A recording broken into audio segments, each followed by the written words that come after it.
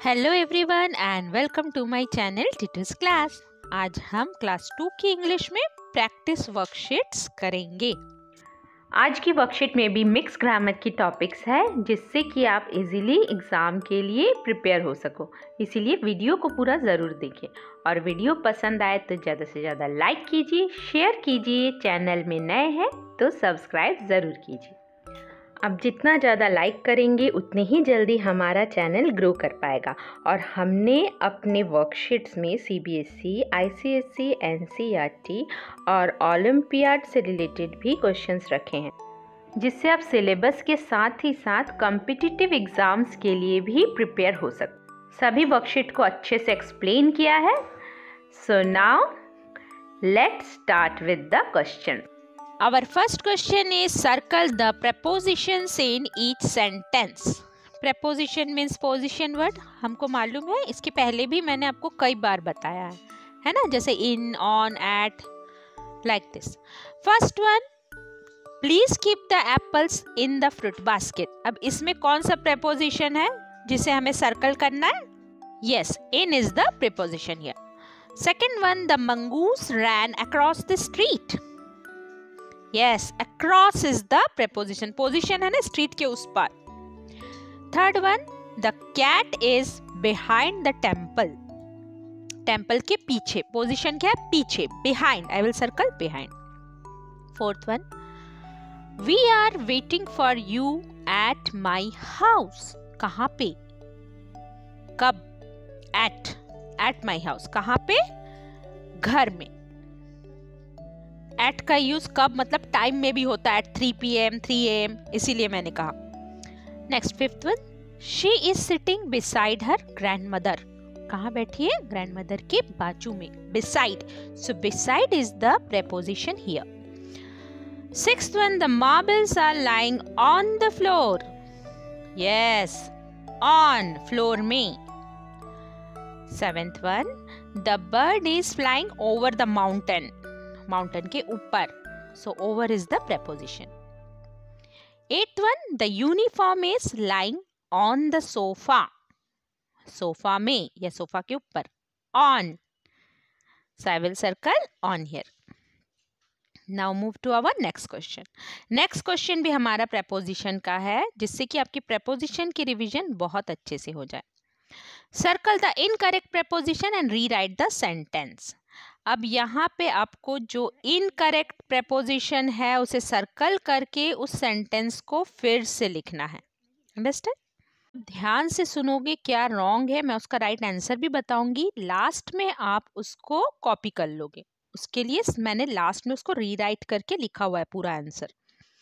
Okay, पहले आप ध्यान दो। First, the cat is sitting in the tree. तो यहाँ पे जो इन यूज हुआ है रॉन्ग प्रेपोजिशन है। इन कभी भी ट्री के केस में यूज नहीं होता है। तो यहाँ पे राइट क्या होगा? The cat is sitting beside the tree. Tree के बाजू में हम लिख सकते हैं, है ना। Second one, don't put mixture on the jar. तो जार में हम ऑन यूज नहीं कर सकते, है ना। तो क्या होना चाहिए? ऑन को सर्कल करेंगे, इनकरेक्ट है। Answer will be don't put mixture inside the jar, jar के अंदर। Third one, my shoes are between the shoe rack. तो यहाँ पे बिटवीन द शू, रैक्स होने से बिटवीन समझ में आता, और बिटवीन में क्यों रखेंगे? हम तो शू रैक में रखेंगे ना। तो यहाँ पे बिटवीन को सर्कल करेंगे। Correct answer is my shoes are inside the shoe rack. कोई भी ऐसे डब्बे वाली चीज होती है वहाँ पे इनसाइड लगता है, जैसे जार भी एक बॉक्स जैसा है ना, उसके अंदर सामान रख सकते हैं। शू रैक के भी अंदर रख सकते हैं, इसलिए inside. Fourth one, the dog is sitting under the chair. यहाँ पे कुछ भी रॉन्ग नहीं है, under the chair is possible. So I will write the dog is sitting under the chair. Fifth one, we took a boat under the river. तो यहाँ पे river के अंडर, this is wrong, है ना। तो इसको सर्कल करके हम लिख सकते हैं we took a boat near the river. Sixth one, the bird was flying between my head. It is not possible. Between head के बीच में कैसे हो सकता है? तो between को सर्कल करेंगे। Correct answer will be the bird was flying over my head. मेरे सर के ऊपर से उड़ रहा था। Seventh one, Meera is standing over the stage. तो यहाँ पे over is wrong, So I will circle over. I can write Meera is standing near the stage. Understand? तो पोजिशन वर्ड्स आपको याद रखना है, इन, ऑन, अंडर, बिसाइड, नियर, ये सब है ना। तो अब मैं आपको करेक्ट सेंटेंसेस बताती हूँ, आप इसको कॉपी कर लीजिए। First one, the cat is sitting beside the tree. Second one, don't put mixture inside the jar. Third one, my shoes are inside the shoe rack. Fourth one, the dog is sitting under the chair. Fifth one, we took a boat near the river.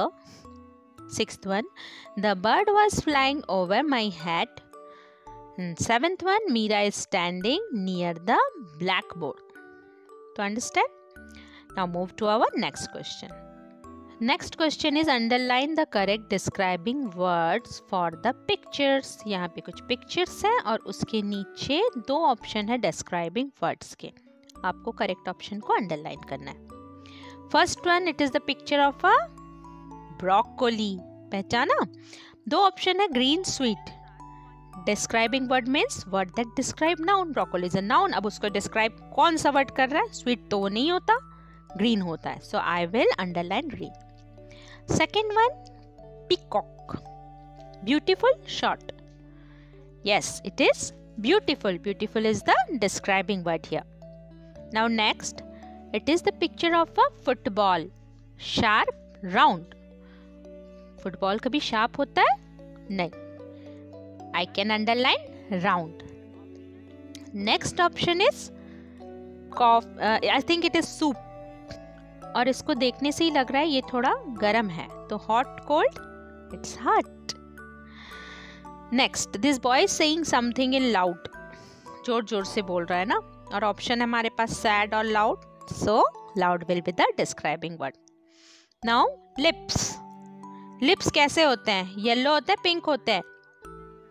Yellow है किसी के lips?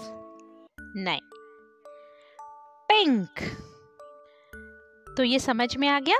It was very simple. Now move to our next section. Write the past tense of. यहाँ पे आपको past tense लिखना है, मतलब जो हो चुका है। जो past है उसमें हम क्या लिखते हैं इन वर्ड्स को? is का पास्ट क्या होगा? was, fly, flew, eat, ate, like, liked, buy, bought, come, came, go, went. तो इसे आप अच्छे से याद कर लीजिए, जिससे कि जब आप टेंस करोगे तो आपको बहुत इजी हो जाएगा, है ना। तो अभी तक जितने भी वर्कशीट किए सारे बहुत सिंपल थे। Now let us move to our next section. Next question है हमारा, tick the correct conjunction. Conjunction means joining words. जब हम किसी सेंटेंस को ज्वाइन करते हैं तो उसके लिए क्या यूज होता है, मतलब उस वर्ड को क्या कहते हैं? जिस वर्ड से हम दो सेंटेंस को ज्वाइन करते हैं, वर्ड को कहते हैं कंजंक्शन। ठीक है, हाँ, अब देखो first one, Tina ate her lunch or oblique but she is still hungry. अब यहाँ पे क्या आएगा? यहाँ पे आएगा Tina ate her lunch but she is still hungry, है ना। एकदम अपोजिट है। देखो यहाँ पे दो इमोशंस है, एक लंच है और एक हंग्री है, ये दोनों अपोजिट है, इसलिए यहाँ पे आता है but conjunction. Second, Mayank goes to play cricket and oblique और फुटबॉल एवरी वीकेंड। तो यहाँ पे सेम आइडिया है ना। तो यहाँ पे क्या होना चाहिए? Mayank goes to play cricket and football every weekend. Third one, the hotel is big but oblique and rooms are small. Again opposite, big और स्मॉल। वहाँ पे भी जैसे लंच भरपेट और भूखा, वो दोनों चीज एकदम अपोजिट था, इसलिए बट लगा, यहाँ भी बट लगेगा। The hotel is big but the rooms are small. Fourth one, Reena or oblique and Neha are sisters. Same idea है, Reena and Neha are sisters. Fifth one, do you like tea and oblique or coffee. दो option है अलग अलग, तो क्या होना चाहिए? Or. Do you like tea or coffee. Next, I have a pet dog or oblique and pet cat. तो यहाँ पे क्या होना चाहिए? पेट डॉग, पेट कैट, सेम आइडिया की बात हो रही है, दोनों ही पेट की बात हो रही है। I have a pet dog and a pet cat. तो कंजंक्शन समझ में आ गया? It is also very simple. तो कंजंक्शन में आपको थोड़े रूल्स याद रखने हैं, इसकी क्लास भी मैंने ली हुई है, आप जाकर के चेक कर सकते हैं। Now let us move to our next section, underline the nouns. Noun all of you know, सबको मालूम है, noun is the name of a particular person, place, animal और अ थिंग। तो आपको सिंपल यहाँ पे नाउन को अंडरलाइन करना है, पर थोड़ा सोच समझ के करो। कभी कभी हम बहुत इजी चीज को भी बहुत ज़्यादा इजी सोच करके ओवर कॉन्फिडेंस में आ जाते हैं और मिस्टेक कर देते हैं। First one, Riya is a smart girl. अब यहाँ पे नाउन क्या है? यस, रिया गर्ल का नाम है, और भी एक नाउन है गर्ल, ठीक है। रिया क्या है? प्रॉपर नाउन, और गर्ल कॉमन नाउन। तो आप एकदम खुश होकर के रिया को ही अंडरलाइन करके नहीं छोड़ना है ना, रिया और गर्ल ये दोनों को अंडरलाइन करना है। Second one, he had a pet cat. यहाँ पे एनिमल क्या है? कैट है, तो हम कैट को अंडरलाइन करेंगे, it is a noun. Third one, Meenu bought a new dress. Meenu is the name of a girl, so Meenu is noun. And another noun is yes, dress, it is thing, है ना, इसे नहीं भूलना है।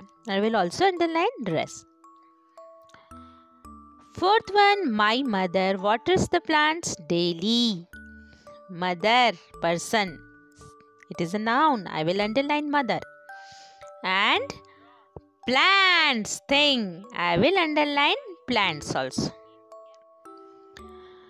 Fifth one, she is having a cute puppy. Oh, यहाँ पे क्या है noun? Puppy. It is an animal.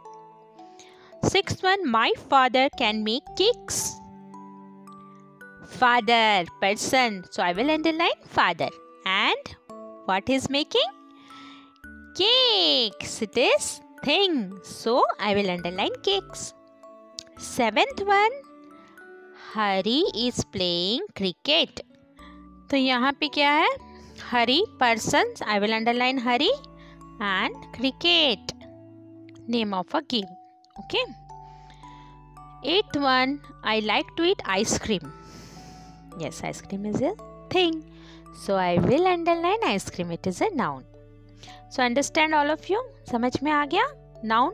बस आपको ध्यान रखना है, किसी किसी में 2 नाउन है, किसी किसी में सिर्फ एक ही नाउन है ना। Now that's all for today.